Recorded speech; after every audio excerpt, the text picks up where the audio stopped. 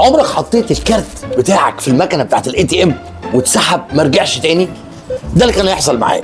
كنت في السعوديه مش عارف اعمل ايه، معيش فلوس، معايا دولار ومعايا فيزا، ورايح ادي دروس في السعوديه، وبعدين جعان هموت، ما اكلتش، واسناني كان فيها مشكله برضه، عايز اجيب دواء علشان اخفف الالم. دخلت على مكنه اي تي ام احط الكارت، لقيت واحد غالبا مصري لانه طريقه الكلام مصري بيقول لك اوعى تحط الكارت لاحسن الكارت هيتسحب ومش هيرجع لك تاني.